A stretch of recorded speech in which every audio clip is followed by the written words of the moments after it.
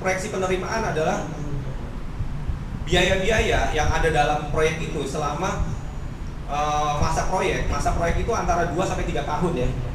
2 sampai 3 tahun itu adalah sudah ditutupi oleh cicilan DP dan angsuran. Gitu. Saya sudah buat beberapa kali simulasi cash flow-nya dan ini bisa. Jadi kita upayakan bahwa HPP proyek itu harus lunas di tahun ke-3, termasuk pembayaran tanah.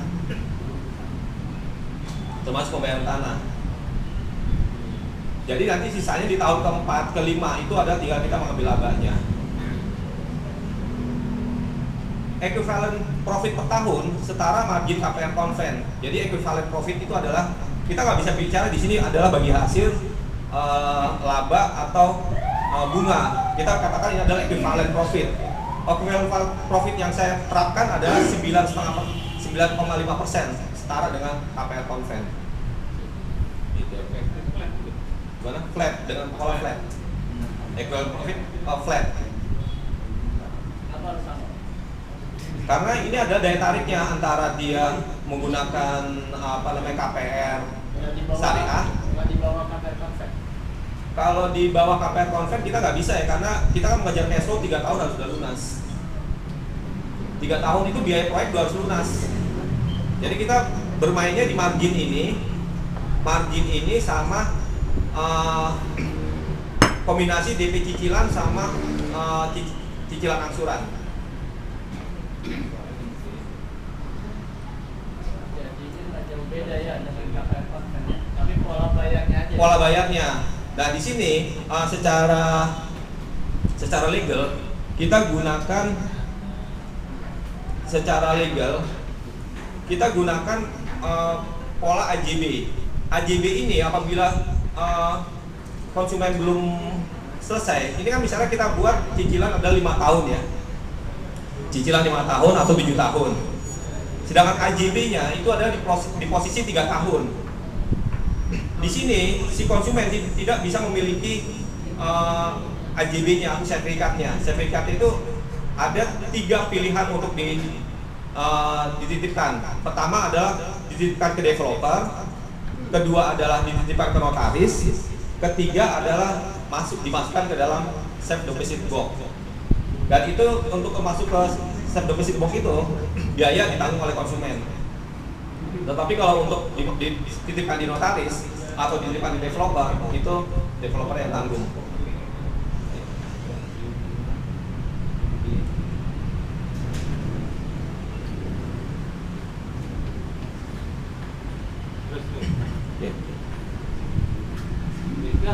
Oke.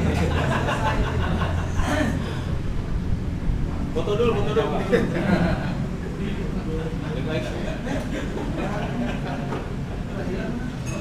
Oke, kita kembali ke awal. Ada yang perlu ditanyakan nggak di awal? Jauh Pak, awalnya satu.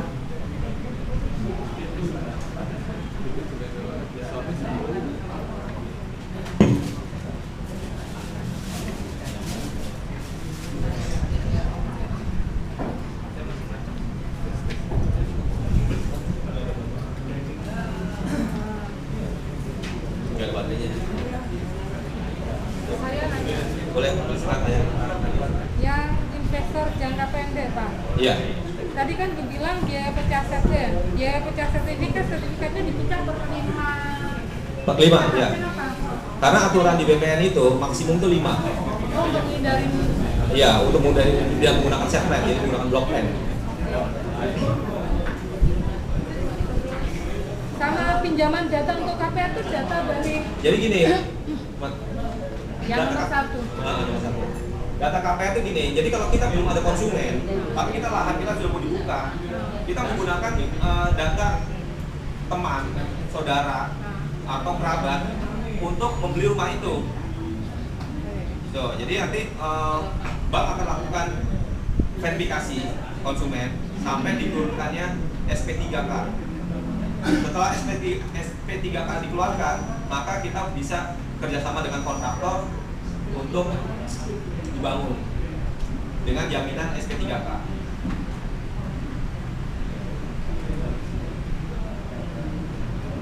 Jadi Pak, maksudnya kalau SP3K itu apa ya? surat persetujuan plafon konsumen. Kalau secara saya lupa singkatannya. Bagaimana? Sampai jual beli, sampai angkat kredit. Iya, sampai angkat kredit. Jadi nanti dia antara kita developer, konsumen dengan pemilik lahan, kalau memang nggak dipaksakan itu akan melakukan angkat kredit di bank. Ini yang kita pinjam data itu beneran beli? Enggak, kita kalau di pola ini kita hanya pinjam data. Pinjam data itu artinya nanti bisa dijual lagi dengan kompensasi ada kenaikan. Kompensasi kenaikan ke si pemilik data. Ini pura-pura aja Pak, pura-pura transaksi ini bagaimana? Pemilik data. Saya masih bingung dengan datanya, data mana ya? Enggak, jadi gini Bu, kalau misalnya kita mau buka lahan, tanpa kita ada modal ya. Sebenarnya modal, kita punya modalnya kita hanya modal untuk biaya-biaya tadi itu aja. Coba Pak Timon tanya. Nah itu. Ya. Nah ini modal yang kita butuhkan itu ada pertama biaya perjanjian notaris, itu nilainya kan sekitar 2 juta. Kalau memang ada kuasa jual ditambah lagi 2 juta, jadi kuasa jual 4 juta. Terus biaya pecah sertifikat, biaya pecah sertifikat per bidang per 5 bidang, itu satu bidangnya itu sekitar 2.500.000, 3 juta. Terus kemudian biaya setelah sertifikat pecah, maka IEB akan dibuat. Kita dibutuhkan hanya biaya untuk IEB 1 unit aja. Sisanya nanti setelah ada konsumen, ada lahan sudah siap. Terus kemudian adalah biaya persel bank. Karena waktu konsumen itu memasukkan verifikasi di data, maka dia akan dilakukan appraisal. Appraisal itu harus kita bayar di muka. Appraisal. Terus kemudian biaya proses KPR. Biaya proses KPR ini apabila kita pinjam data, maka biaya proses KPR ini kita yang tanggung. Developer yang tanggung. Ini akan dimasukkan ke dalam biaya. Terus kontraktor dengan pola bayar setelah akad. Apabila SPR dan SP3K sudah terbit, maka kita bisa bekerjasama dengan kontraktor untuk membangun dan kita bayar setelah akad. Hanya di sini kelebihannya kita harus membayar lebih dari harga umumnya. Jadi misalnya dia harga 3 juta, maka kita kerjakan selebihnya 3.100.000 atau 3.200.000 per meternya. Sistemnya turnkey.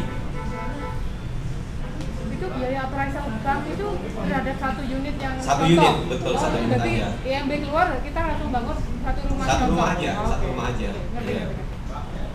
Kalau misalnya kasusnya pemiliknya banyak ya, lebih enak sistemnya gimana? Kalau pemiliknya banyak, ini harus dibuat suatu kuasa jual dulu satu orang. Dibuat suatu kuasa jual ke satu orang. Terus kemudian ada penggabungan sertifikat, kalau yang harus sertifikat digabungkan. Maksudnya dari segitu banyak, cara paling aman yang mana Pak? Cara yang paling aman. Ya, kalau pemiliknya banyak gitu. Pemilik tanahnya. Ya, kan nggak semuanya ada yang bekerjasama, ada yang enggak. Nah gini, kalau pemiliknya banyak, maka di dalam kita pembuatan block plan-nya atau praset plan-nya itu harus dibuat sesuai dengan sertifikatnya, mengikuti sertifikatnya. Jadi apabila ada sertifikat yang harus dipecah atau itu hanya membutuhkan satu sertifikat aja. Jadi tidak perlu ada penggabungan dulu, nggak perlu ada lagi pemecahan. Gitu. Jadi di dalam pengaturan block plan-nya itu diusahakan jatuhnya satu unit ini, pecahan unit ini itu ada di dalam sertifikat, satu sertifikat. Gitu.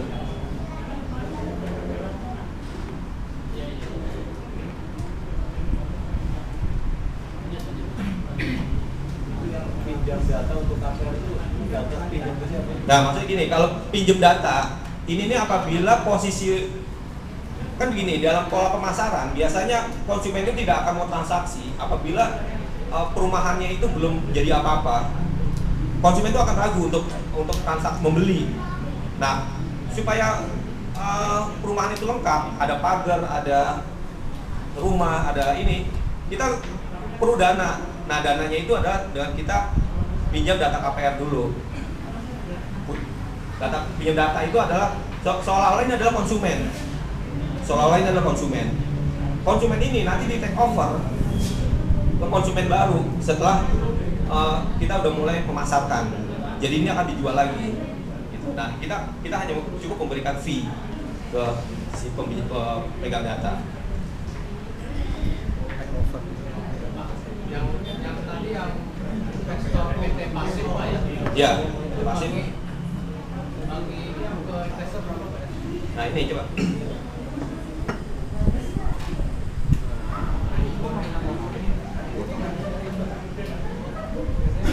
Nah ini PT Pasif. Nah kalau PT Pasif biasanya setelah kita buat summary project, di dalam summary project itu kan ada nilai project, ada nilai project, ada nilai penjualan. Dari nilai penjualan itu ada selisihnya itu adalah bagi apa profit keuntungan. Di dalam nilai project itu ada kebutuhan modal. Nah kebutuhan modal itu akan kita share ke investor. Apabila modalnya itu misalnya hanya 30% yang kita share ke investor, maka bagi hasilnya juga adalah 30% dari nilai profitnya. Cuma di dalam PT Pasif ini si investor tidak terlibat dalam pelaksanaan proyek. Dia hanya mendapat laporan keuangan dari perseroan. Dapat laporan keuangan itu berapa penjualan di tahun itu, kemudian berapa nilai dividennya. Dan ini biasanya kita sudah kasih adalah nilai profit bersihnya. Jadi kita kasih nilai profit bersih minimum. Jadi misalnya di dalam posisi saham ini nilainya misalnya per nilai sahamnya itu adalah misalnya 50 juta per lembar sahamnya. Maka kita akan beri profit itu biasanya 36%. Jadi dari 50 juta itu di tahun kemudian kita akan kasih 36% itu fix. Sisanya adalah dari bagi hasil, dari keuntungan.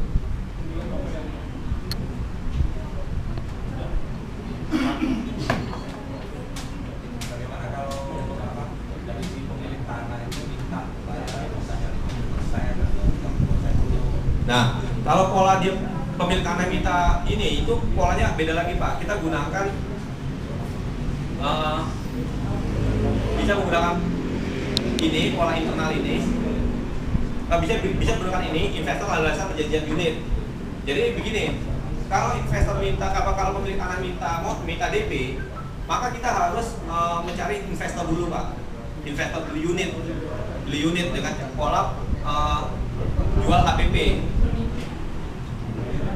Dan biasanya mereka mau apabila diberi buyback garansi 12 bulan dengan fix 36%. 36%. Minimum 36% adalah keuntungannya Dari harga PP tadi. dari harga PP, dari harga jual Pak. Kita kalau setelah dikurangi 36% adalah ketemunya HPP, ketemunya harga modal, harga setelah dikurangi 36%. Pak, dari beberapa pola tadi saya lihat mungkin saya salah ya Pak. Kayak contohnya ini, jadi kalau kita mau pemilik lahan ingin dibayar sekian persen, dan kita cari orang yang bisa beli HPP. Betul. Sedangkan itu kan si lahan itu kan belum dicarikan izin dan lain-lain. Iya.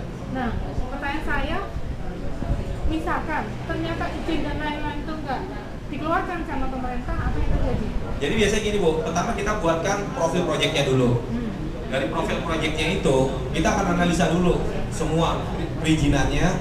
Kita nggak perlu keluarkan perizinan, tapi biasanya yang kita keluarkan itu adalah biasanya hanya izin prinsip. Jadi izin prinsip dulu kita keluarkan. Jadi kita minta survei dari BP2T atau Bapeda untuk lahan itu, lahan tersebut pola perizinan seperti apa gitu. Apakah harus menggunakan seten ataukah harus menggunakan IPPT gitu. Jadi kita keluarkan dana di awal untuk mengetahui lokasi itu seperti apa pola perizinannya. Bisakah menggunakan IPPT atau bisa menggunakan harus menggunakan set plan. Dan yang kita butuhkan itu hanya kopi sertifikat. Kopi sertifikat. Nggak bisa ya? Kiri nggak bisa Bu. Kiri nggak bisa. Jadi harus kopi sertifikat. Kopi sertifikat, kemudian KTP pemiliknya. Itu kita serahkan ke bagian ini, nanti mereka akan survei. Dari situ baru nanti ketahuan pola izinnya itu yang bisa dikeluarkan seperti apa. Gitu. Nah di sini kita mengharapkan sih untuk pola perizinannya adalah IPPT, jadi tanpa menggunakan set plan. Karena kalau menggunakan set plan, maka harus ada balik nama antara sertifikat dengan polanya. Tidak bisa menggunakan pola ini, polanya harus menggunakan pola vegetasi. Kalau itu tanahnya adalah lokasinya set plan, harus digunakan set plan. Jadi pada dasarnya yang lain-lainnya juga sama ya Pak? Lainnya harus cek izin bersih dan lain-lain. Iya betul, izin itu pokok soal izin itu. Setelah izinnya oke, kita mendirikan pemikiran dulu nih, diikat dulu dengan tanda jadi atau sampai menunggu kepastian investor dulu. Kalau biasanya kita nggak usah mengikat tanda jadi atau DP dengan pemilik tanah, kita langsung paralel. Jadi waktu negosiasi dengan pemilik tanah, kita juga paralel dengan investor. Jadi kita bareng. Pertama gini, apabila kita sudah survei lahan, terus kemudian sudah kita dapatin sertifikatnya, kemudian dapetin PBB-nya sama sudah tahu peruntukannya, maka kita buatin profil proyeknya. Dibuatkan profil proyeknya, dan profil proyeknya itu udah mulai ditawarkan ke investor. Dengan pola seperti ini. Nanti kalau ada investor yang mau dengan perjanjian seperti ini, baru dana investor itu kita bayarkan sebagai DP atau Investasi ini 100% atas nilai tanah saja atau biaya proyek keseluruhan? nilai ini. Direncanakan investornya mau ditarik 100% itu untuk biaya proyek keseluruhan atau hanya untuk akuisisi lahan aja? Di dalam setiap proyek, di dalam action plan atau business plan itu pasti akan tertuang nilai kebutuhan modal. Kebutuhan modal itu biasanya DP tanah, terus kemudian perizinan. Nah itu ada pokoknya kira-kira di dalam itu semua ada kebutuhan modal. Nah kebutuhan modal itu yang akan kita share ke investor. Nah kebutuhan modal itu nggak perlu 100% dulu kita penuhi. Jadi yang penting kita bisa bayar DP tanah dulu. Nah sembari DP tanah sudah kebayar, sudah keikat, baru kita melengkapi kekurangan dari kebutuhan modal tadi melalui pola seperti ini. Yang kayak gini saya lagi cobain Pak ya. Iya. Cuman biasanya investor minta kembalikan ya tanahnya kuasain dulu baru dijual gitu. Nah makanya di sini Dia harus mengontrol mana duluan gitu. Kita mau kayak gini, tapi investor kita kembalikan ya tanahnya kuasain dulu. Nah gini, jadi banyak memang penawaran kalau kita tawarin ke investor polanya seperti itu. Makanya di sini dibutuhkan sebenarnya adalah ini apa namanya profil dari si developernya dulu gitu atau pengembangnya dulu. Nah biasanya kalau seperti itu kita lakukan dilakukan adalah dengan cara partner dengan developer yang sudah punya project, gitu kan?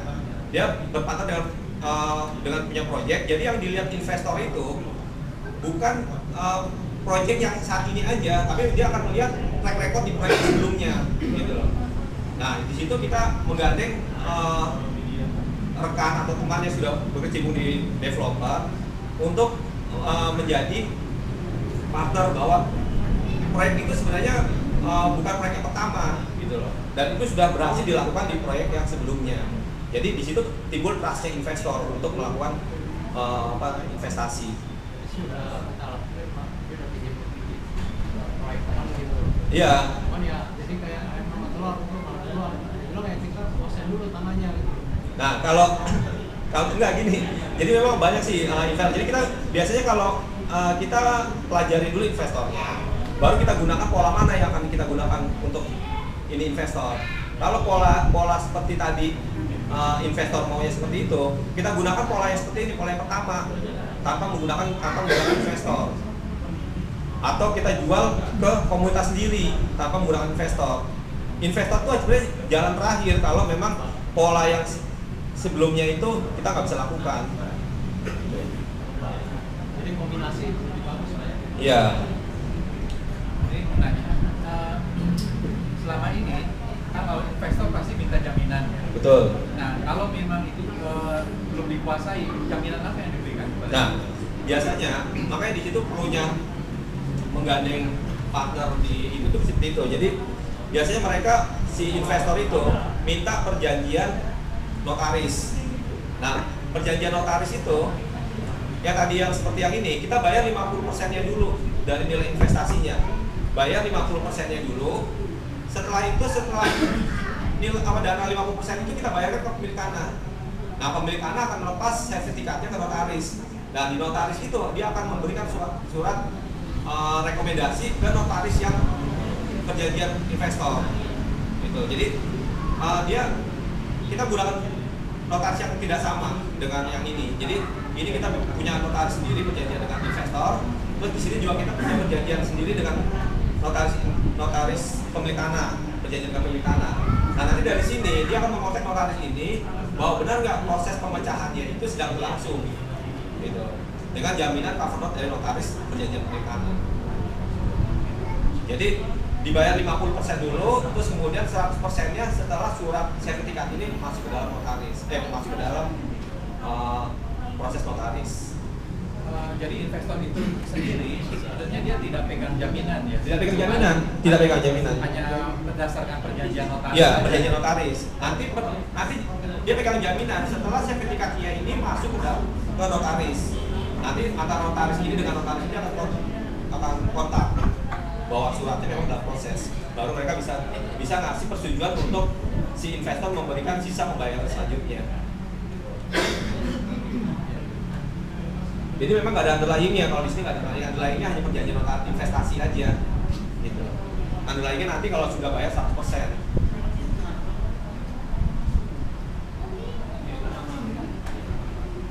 Tak bisa nggak tahu. Untuk yang sistem syariah tadi, bagaimana kita membuatnya pagar ke konsumen agar bisa pembayaran itu bisa sesuai dengan jadwal. Ya, di dalam pola seperti ini kita lagi usahakan untuk pola syariah itu kita kerjasama dengan bank untuk melakukan auto debit ke rekening konsumen, auto debit atau meminta virtual account, dibuatkan virtual account bahwa nanti konsumen itu akan membayar langsung ke rekening yang sudah dibuat. Gitu. Terus sanksi apa yang dilakukan kalau misalnya 3 bulan atau lebih? Ya, di dalam PPJB ini akan tertuang semua pasal-pasal mengenai sanksi-sanksi apabila si konsumen telat membayar cicilannya, membayar angsuran. Tapi di sini kita menghindarkan yang namanya denda dan penalti. Itu tidak ada denda dan penalti. Jadi mereka hanya dikasih waktu selama 3 bulan. Selama 3 bulan betul-betul mereka tidak bayar, maka ini akan kita jual. Dengan kesepakatan bersama ini akan dijual. Jadi sesuai dengan PPJB-nya, apabila dalam 3 bulan betul-betul mereka tidak membayar angsuran, maka itu akan kita jual ke konsumen lain.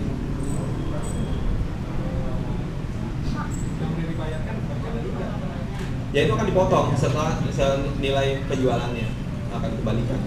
Pak, boleh detailin tentang yang syariah dari pertama sampai 9, Pak? Dari pertama sampai 9. Dari proses kepemilikan lahan. Ya. Jadi gini, kalau untuk developer syariah, kita cari pembayaran lahan sepanjang-panjangnya. Jadi kenapa?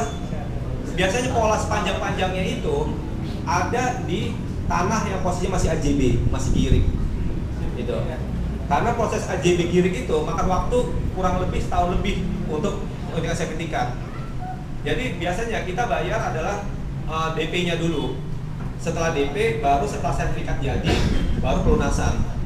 Itu atau enggak mungkin dia bertahap. Ataupun kalau memang ini sertifikat, cara pembayarannya sepanjang-panjangnya. Kita minta sepanjang-panjangnya. Yang pengalaman Bapak yang di dulu berapa panjang? Itu kita 18 bulan pembayaran tanahnya. 18 bulan. Iya. Tapi bisa ada yang 2 tahun. Biasanya kalau girik bisa sampai 2 tahun, Bu. Gitu. Negonya gimana tuh, Pak? Bagaimana? Negonya bisa sampai 2 tahun. Karena ada bagi hasil, ada keuntungan. Jadi dari kompensasi dari semakin panjang itu dia ada keuntungan. Ada keuntungan, biasanya nilainya dinaikkan. Biasanya dia naikkan itu per tahun itu bisa 15% per tahunnya. Kenaikan tanahnya. Jadi pertama bikin price list sama brosur. Iya, pertama apabila lahan ini belum kita